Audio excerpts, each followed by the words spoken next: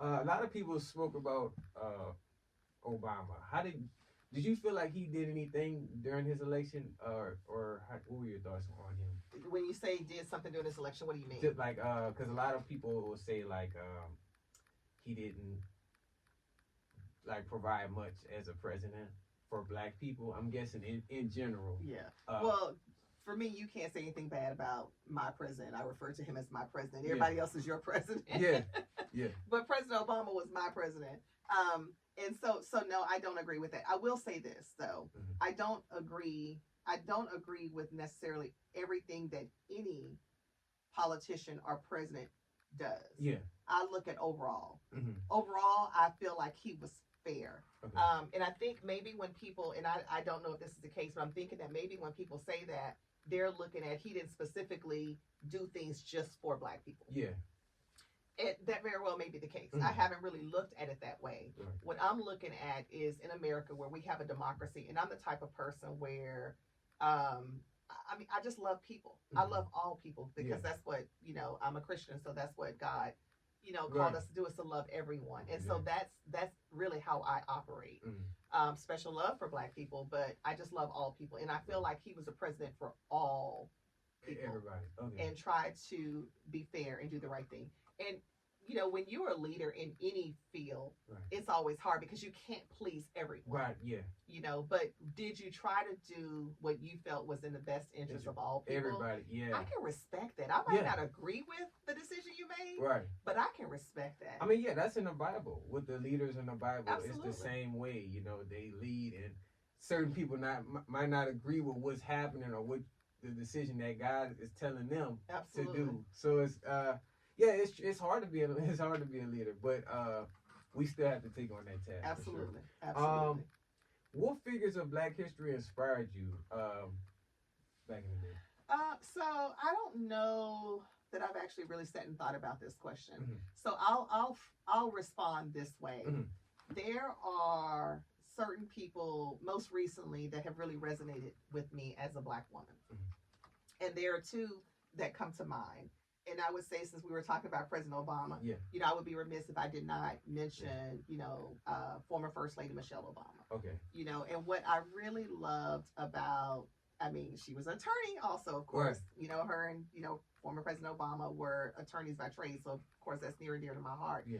But just a strong Black woman, right? Yeah. Which is me and, which is my mom and, the women in my family, and how a lot of women I know, just strong Black women. Right. And just the way that, and I laugh about this. And if you've ever really listened to President Obama when he would talk, he knew, he was was the leader, the top ranking officer in this country. But when it came to home, he would always say, Michelle Obama, it was a different story.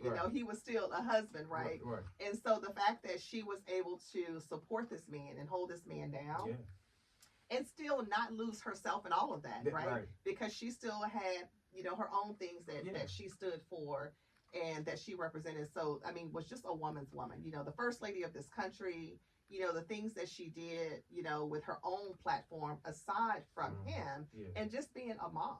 I'm a mom. I have a 27-year-old, if you can believe it or not. I'm telling my age again. Yeah.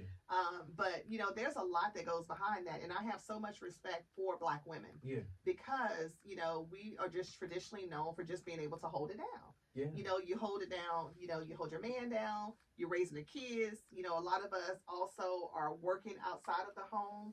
And so there's a lot to be said for that. Yeah. So she is the first one that came to mind. Definitely. And then the second person that comes to mind is Kamala Harris. Okay. Again, another attorney. Right. I don't know, just resonates with me. But Kamala Harris is also my sorority sister. I'm a member of Alpha Kappa Alpha Sorority Incorporated. So shout out to all of my sorors. But so of course, one of the things that I really, really, really, really loved is when she was campaigning, how members of the Divine Nine came together. It did not matter which fraternity or which sorority you were a member of, but how we all came together to support her in her race. Right. And it was she's just amazing. She stood up for what she stood for. She did not back down. Yeah. When things got tough, it was what it was. Right. And when I tell you, for those of you that followed the election, regardless of which side you were on and how you voted, you got to have mad respect for just, she stood on her platform. Yeah. She stood on the facts, right? And she was not shaken or moved by a lot of the negativity that was thrown her way. Right. And so, powerful Black woman. Definitely. I mean, you gotta respect that. Again, may not agree with everything that was said or done, but overall, she definitely had my support. Yeah, for sure. Definitely. For me, I would have to say Malcolm X. Why Malcolm X? He was I feel like he was a good speaker. You know what I mean? Yeah. I was also, like, growing up, I was a shy kid. Mm-hmm. I went into this public speaking class in college. Shout out to the teacher, Benjamin, Mr. Benjamin. Black guy. He got me out of my comfort zone, and he kind of reminded me of Malcolm X. Strong speaker, very passionate, and he made everybody feel special in his own way. You know what I mean? Everybody was accepted. And we had an assignment coming up. We had to stand up in front of the class and speak, and I was so nervous at first, but he made me, once I did it, I was like, okay, I'm good. Like, you know what I mean? And we just continued doing it throughout the class, and that would help me gain my confidence, watching some of Malcolm X's speeches and just stuff like that. So that's what he's somebody I definitely inspired. I love that. You know what I mean? And of course, Martin Luther King. I couldn't leave him out. Frat brother. Yeah, definitely. Martin Luther King. Alpha Fraternity Incorporated. Yeah. Definitely can't leave him out. Just a leader in general. Somebody I looked up to. And I don't think he just targeted Black people. He was another lover of all people. Exactly. He was a minister. Exactly. So yeah, just a lover of wanting to bring everybody together. Yeah. Yeah. Exactly. And I mean, that's what it's all about anyway. Absolutely. You know what I mean? Definitely. And that's why I think for me it's so disheartening to kind of see the political climate that we're in, because there's so much divisiveness. Yeah. And it's the opposite of what I stand for and everything that, God has called us to do. Exactly. So just to see, when we talk about Malcolm X and even Martin Luther King, they didn't always agree on everything, but they did come together. Right? And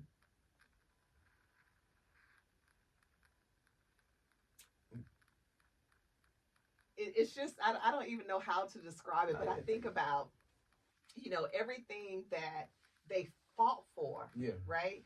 And to see where we are now, I cannot say that enough. It's almost like I feel like I'm living in disbelief.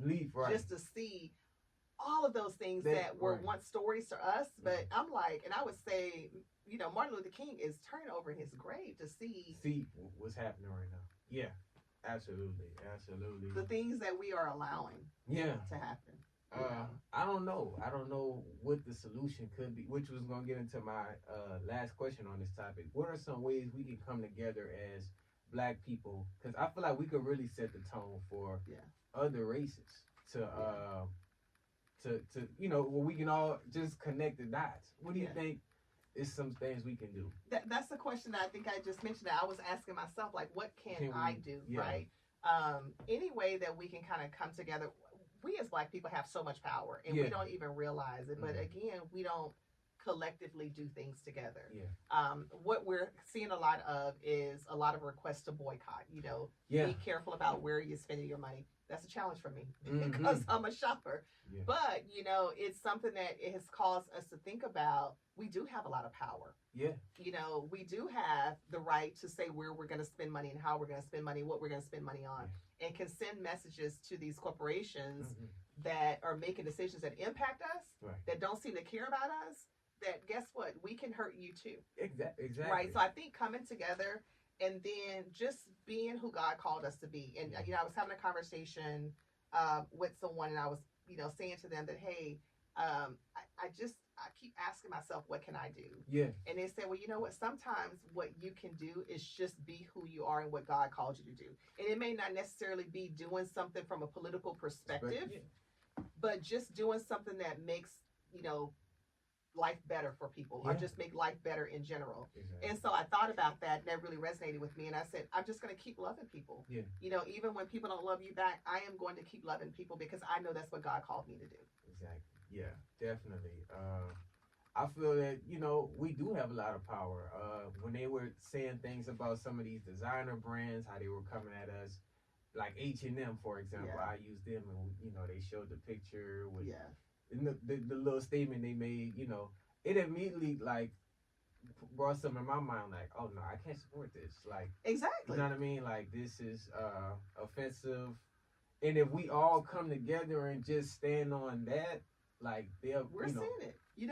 Target. Yeah. Target is a prime example because I think Target has been in the news, for so much that when Target, and I think Target is people talk more about Target because when George Floyd's murder happened, right? Yeah.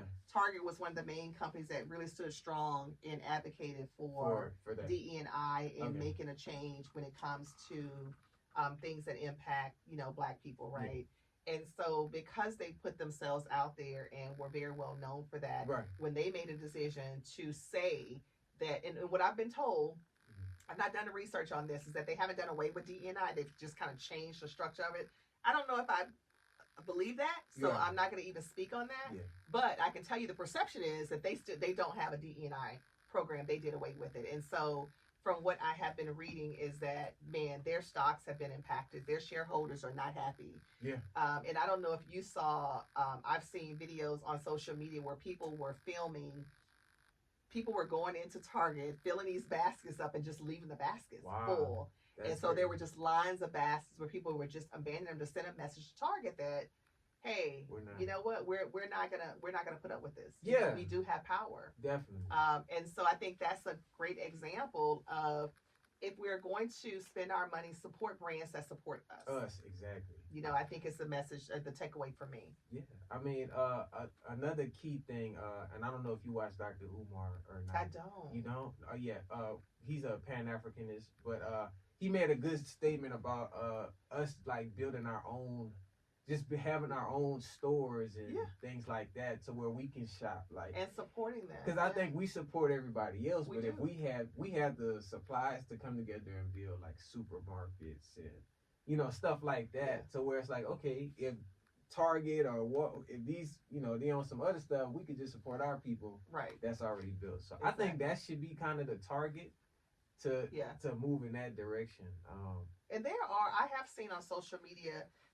And I don't remember where it was. It was not locally, but they were just listing. Some of them were, brands that didn't matter where you were, you can shop with. But they were listing local stores and local brands, Black-owned brands and Black-owned stores and companies, so that people would know who to support. Okay. Yeah. Definitely. Yeah, because nowadays, I mean, I never really shopped at Target anyway, but just building our own foundation. Yeah. That's why I feel like the clothing brand was key for me. Right. And just connecting with other brands, going to different events. I actually do back to school drives as well for kids. Yeah, absolutely. Backpacks, stuff like that. Just for the community in general, not Black, but in general. Yeah, absolutely. And I'm gonna continue that front. I'm gonna continue doing that, and I just want to see like build, us to build. Absolutely. So that again, it goes back to us supporting each other, and when we come up, we're bringing other people back. But I love that you are giving back, and you're like, I'm just giving back to the community as a whole. Yeah. This is the community that supported me. Right. So I'm going to give back to all the community, and exactly. I love that. And I tell a lot of people in my industry, it starts within locally. Yeah. Whatever you do locally can help you build worldwide. Absolutely. You know what I mean? So definitely just have that character in you or any business. Absolutely. And before we get off Black History,